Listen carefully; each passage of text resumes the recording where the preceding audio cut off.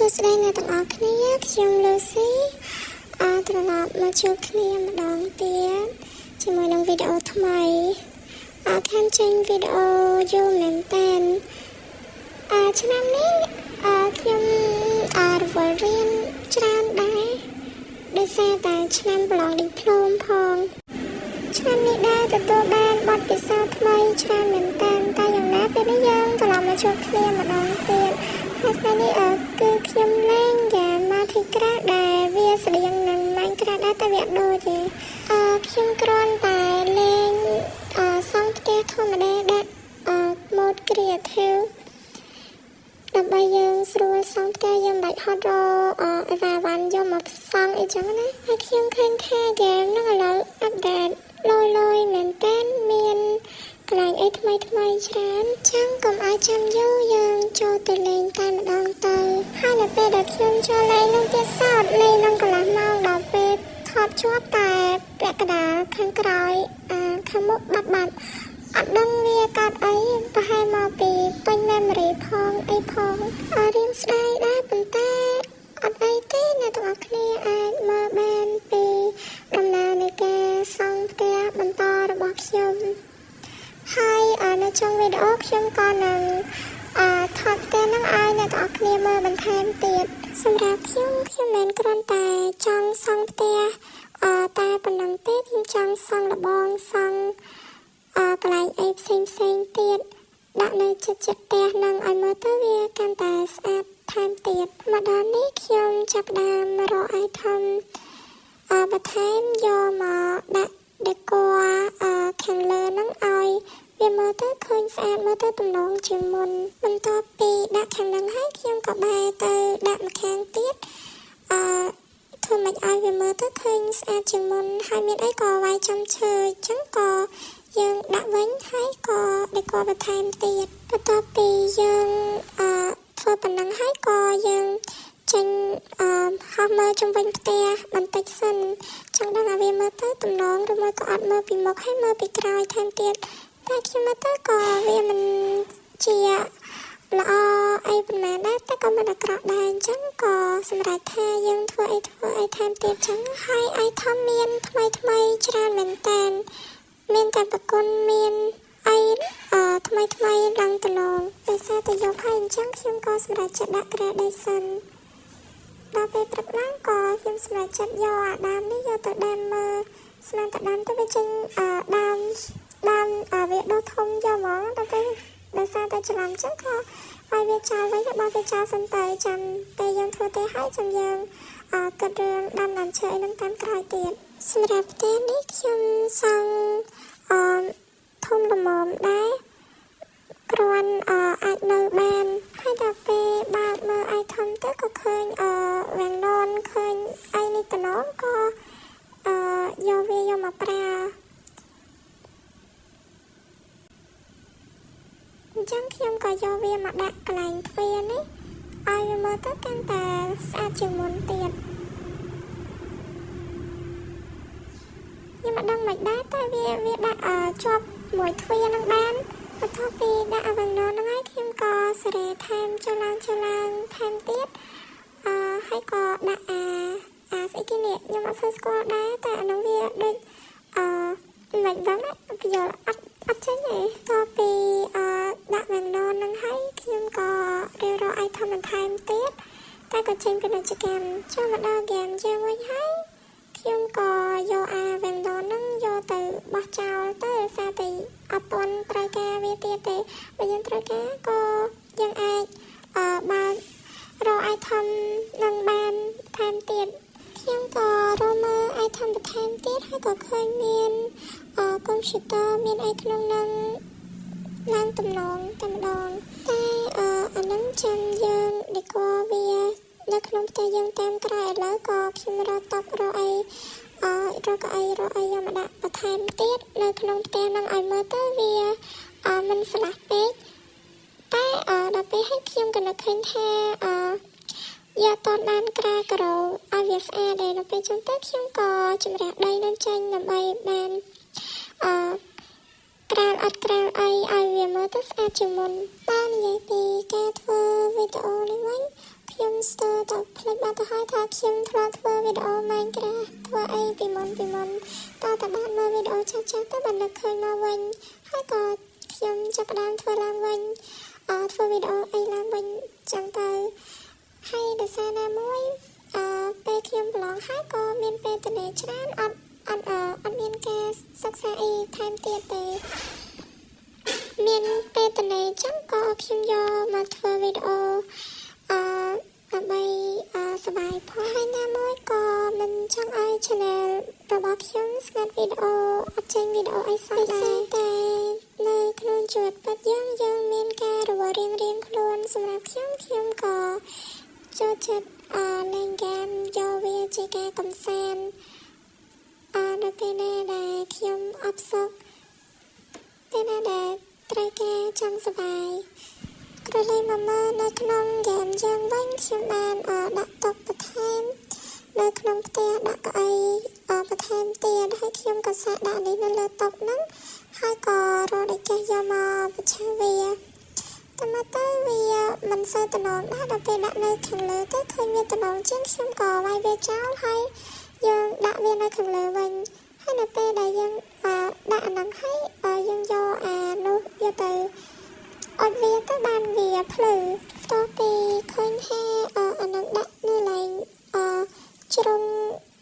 នៃផ្ទះយើងទៅឃើញវាស្អាតចឹងខ្ញុំក៏ដាក់វាពេញក្នុងផ្ទះហ្នឹងទៅដាក់ទាំងខាងជាន់ក្រោមហើយនិងជាន់ខាងលើមួយទៀតតោះពីដាក់នៅជាន់ក្រោមហើយខ្ញុំក៏ឡើងទៅជាន់ខាងលើដើម្បីដាក់វានៅខាងលើម្ដងដោយសារតែនៅក្នុងផ្ទះយើងវាងងឹតពេកហើយណាមួយខ្លាចពេលយប់វា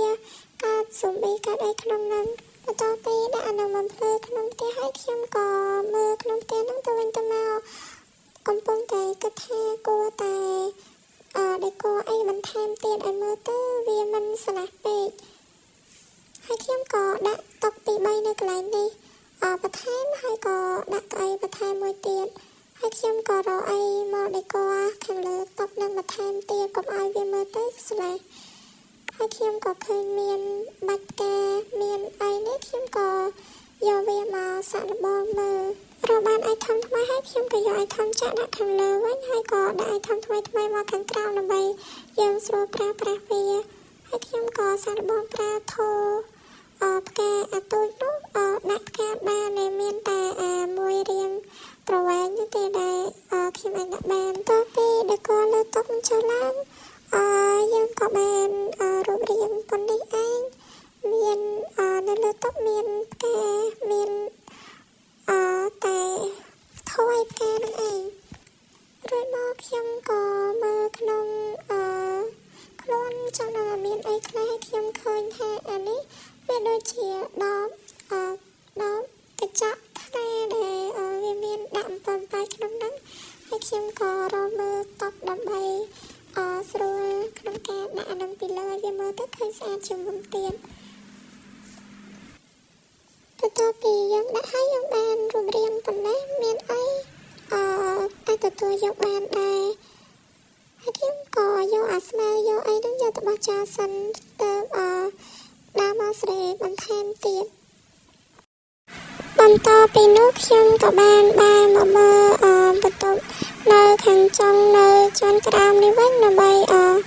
ខ្ញុំដេកូដាក់តុដាក់ទូអីបន្ថែមហើយធ្វើជាកន្លែងដេករបស់យើងតែម្ដងសម្រាប់ក្នុងវីដេអូនេះដែរគឺខ្ញុំអត់សូវមានអីធ្វើច្រើនទេគ្រាន់តែយើងសង់ផ្ទះឲ្យដេកូក្នុងផ្ទះឲ្យសិនហើយចាំវីដេអូក្រោយពេលមានពេលទៅខ្ញុំនឹងធ្វើបន្ថែមទៀតធ្វើរបងធ្វើកន្លែងដាំដំណាំធ្វើកន្លែងចំសត្វអីថែមទៀតហើយនិយាយពីរឿងសង់ផ្ទះវិញខ្ញុំមិនសូវជាចំណាប់ខាងសង់ផ្ទះនោះប្រហែលទេហើយផ្ទះនេះដែរគឺនៅឃើញភ្លាមក៏សង់ភ្លាមមានអីមើលទៅក៏រៀងក្រាន់ដែរសម្រាប់ការដេកូក្នុងផ្ទះហ្នឹងខ្ញុំដាក់វីដេអូរៀងលឿនបន្តិចដោយសារតែអត់ដឹងនិយាយអីទៀតអ្នកទាំងអស់គ្នាអាចមើលតាមនឹងបានហើយខ្ញុំអាចនិយាយគ្រូពីការដេកូហ្នឹងបានគឺ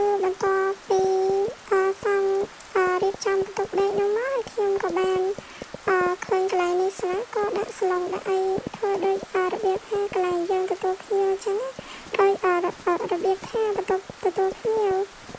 ហើយបើអ្នកទាំងអស់គ្នាលើសំឡេងភ្លៀងហ្នឹងគឺថានៅក្នុងហ្គេមហ្នឹងវាកំពុងតែភ្លៀងនៅខាងក្រៅផ្ទះវិញខ្ញុំក៏បានយកអានេះយកមកអេកូបន្ថែមទៀតហើយវាមកទៅវារៀងស្អាតជាងមុនបន្ទាប់ពីដាក់អាហ្នឹងហើយខ្ញុំក៏បានដើរមើលមកផ្លែជុំវិញផ្ទះហ្នឹងតិចទៅក៏ចូលមកក្នុងវិញរៀបចំដាក់អានេះដេកូនៅក្នុងហ្នឹងបន្ថែមទៀត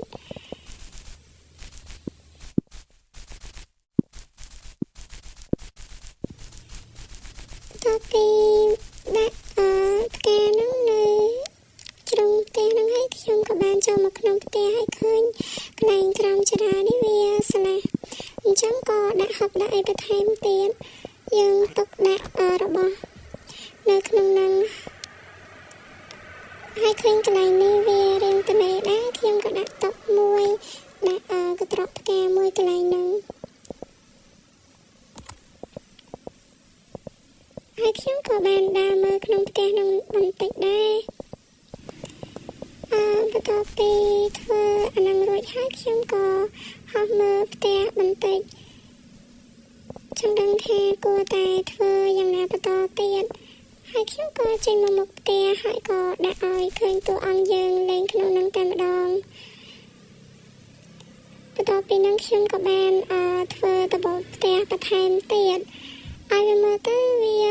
វាមិនតងោលពេកឲ្យមើលទៅវារៀងស្អាតជាងមុនផង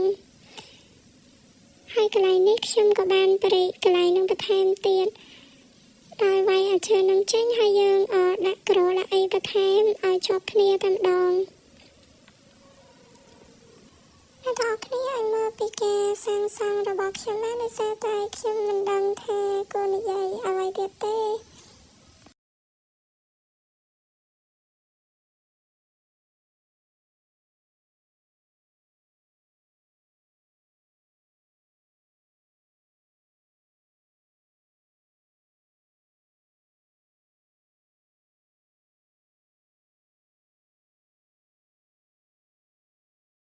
សម្រាប់ការសង់ផ្ទះនេះដែរបើសរុបពីដើមដល់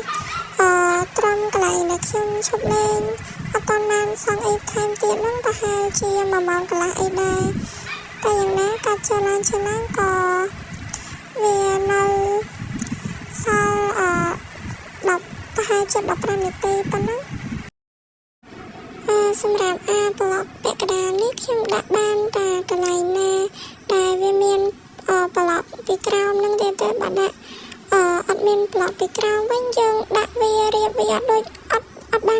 ម៉ាញ់ក្រាហេតោះអាហ្នឹងយើងតើមានឈើមានប្លុកអីពីក្រោមបានយើងអាចដាក់បានអញ្ចឹងខ្ញុំខ្ជិលក៏រៀបវាតែប៉ុណ្ណឹងទៅដបកន្លែងហ្នឹងក៏មិនបាច់ដាក់ដែរណាមួយទុកវាមើលតែសភាពផងខ្ញុំក៏បានយកអាចកៀងនេះយកទៅដាក់តាមជ្រុងនីមួយៗក្នុងផ្ទះហ្នឹងដើម្បីដុតបំភ្លឺវាខ្ញុំបានយកភ្លើងហ្នឹងយកទៅដាក់គ្រប់ជ្រុងក្នុងផ្ទះហ្នឹងហើយឡើយនេះខ្ញុំក៏យកប្លុកពាក់កណ្ដាលហ្នឹងយកដាក់ពីលើឈើហើយបន្ទាប់មកក៏វាយឈើនឹងចេញដើម្បីដាក់ចកៀង